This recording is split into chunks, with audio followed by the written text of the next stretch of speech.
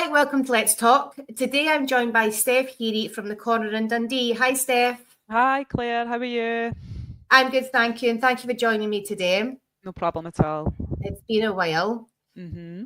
So we're here today, Steph, to hear a bit more about the Next Gen project. So could you tell us a bit more about that, please?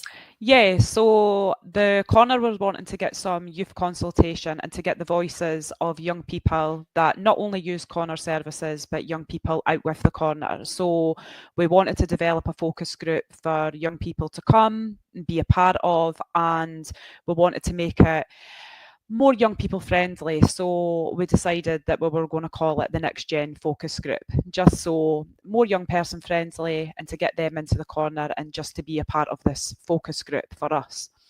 So who could be involved in this then, Steph?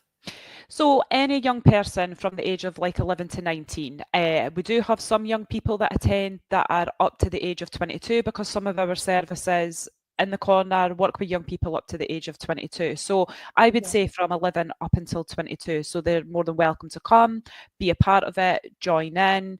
You don't have to be overly chatty. You could just come and observe for the first wee while till you find your feet, get to know people a bit better and the staff, and then you would be able to sort of like join in as you see fit. So yeah, any young person living in Dundee, whether or not they use corner services. So most people, all people are welcome.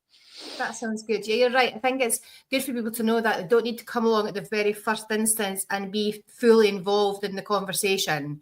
Because I think a lot of people might want to be involved in these types of focus groups and that, but not knowing what to expect. So just coming along for a wee while just to find out what it's all about, that's maybe just enough for people to get involved, isn't it? Yeah, and I think we need to be mindful as well, and at the corner that we are is like it's scary walking through the doors. Yeah. It's scary walking through the doors of drop-in for a young person that's not experienced it before. They don't know what staff are going to be there, what other young people will be there. Well, they might maybe know somebody. So it's good to just have that sort of soft start, informal, let them come in and just see it for how it is and let them decide if it's for them and build up that confidence, really. That's good. Yeah, sounds great.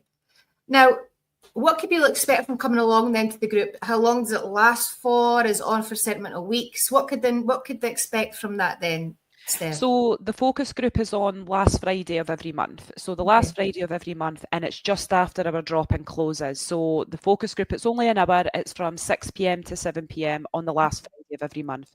And it's very, very informal. So what a young person can expect is we've got different types of snacks, some juice, a very informal setting, just like we have in our drop-in, and just an opportunity to sort of do activities, maybe some questionnaires, interactive, and just sort of like prompting the conversations with young people.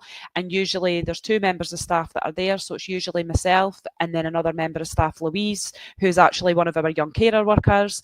And they would be able to come and just speak to us, and we would just be taking some generic notes and feedback just on the topics that we're discussing. And usually what we try to do is at the end for every focus group, we have a theme. So last month it was focusing on services and mental health and how young people access e-service and what was their experiences of accessing that, and would they like any changes made, or was there anything that they thought worked really well or something that was room for development. And then the month previous to that we were looking at youth work services in Dundee. Do they know what youth groups are available? What type of activities would they like to see? And it was good to get their perspective on what that's like being a young person when there's a cost element or not a cost element. So we got quite a lot of information from that, from the young people, which was good. So yeah, just a very informal setting, more like a chat and just making friends and getting to know people. Yeah, it sounds good. And like you say, I think it's really important that young people in particular, are getting their voices heard, isn't it? I think it's good that you bring together these group of young people, because they're the ones you want to hear from. They're the ones you want to say, how can we make this change? What do we need to do to make this change for you? And no better than hearing from the horse's mouth, really. Exactly. So, and I think as well, like, we're all very mindful at the corner, like that we're of a certain age, we're all getting older, we're not young people ourselves. So instead of us making assumptions on what do young people need, what do young people want, let's hear it from them, and then we can tailor our services to suit the needs of the young people, depending on what trends are currently happening, what societal things are happening, and just hearing it from them basically and moving in the times with them. That's it, definitely. I think sometimes we think we are still quite young, don't we, Steph? Yeah, we do. Still know what things are. But I think, to be realistic, things have changed a lot. Yeah. And we need to move with the times, and we need to make people aware of that and find out what we need for young people these days.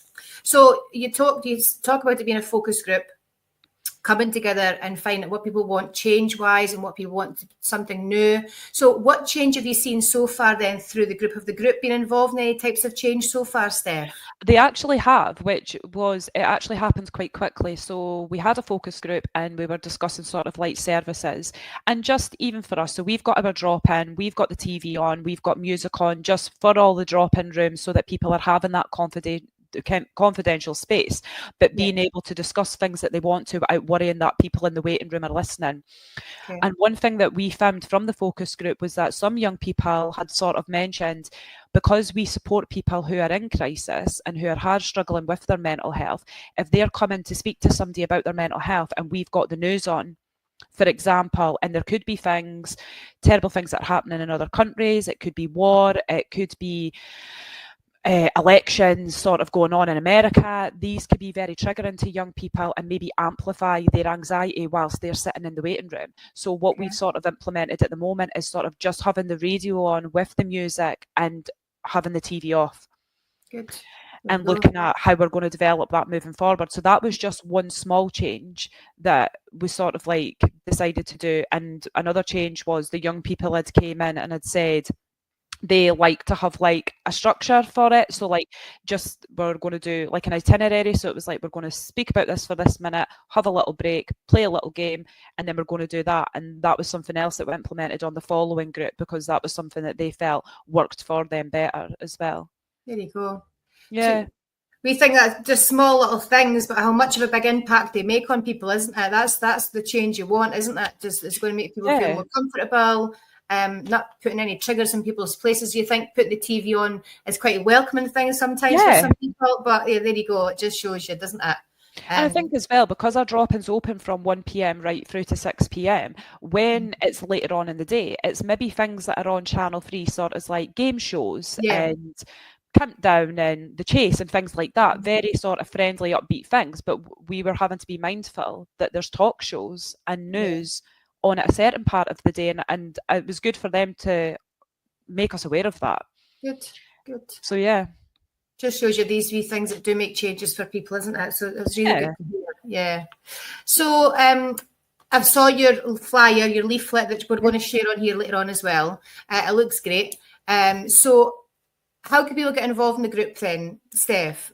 Let us know how that can be, please. On the flyer that you'll be posting later on, there is a QR code, and if you go to the QR code like through your phone, you would be able to see more information about it. It is on the last Friday of every month, so it's just a case of you can just attend. You can get in touch via our live chat, or you could call the corner, or you could actually just pop into drop-in to get more information on it. But the doors will be open from 6 p.m. to 7 p.m. on the days that it's open, and the staff will be there to welcome any young person that's wanting to attend. Sounds good then. Sounds great. Yeah. So if you feel this type of focus group is for you, or you want to get more involved or find out a bit more, do as Steph says, get in touch with somebody from the corner, or just even pop along. Pop your head in, see what it's like for the first 10, 15 minutes, and then you could take it from there if you want to stay or maybe come back another time. But yeah, like you say, Steph, the doors are always open. So and it sounds like a great group for young people to get involved in. So yeah. Hopefully more people do sign up and come along. Yeah. Okay, well, we'll pop all the contact details in the comment section below, along with the flyer too, so you can find out a bit more information. But yeah, that sounds great, Steph. All the best for the future groups then, and we'll speak to you soon. Oh, thank you, Claire. Thanks, Steph. See you later. Bye.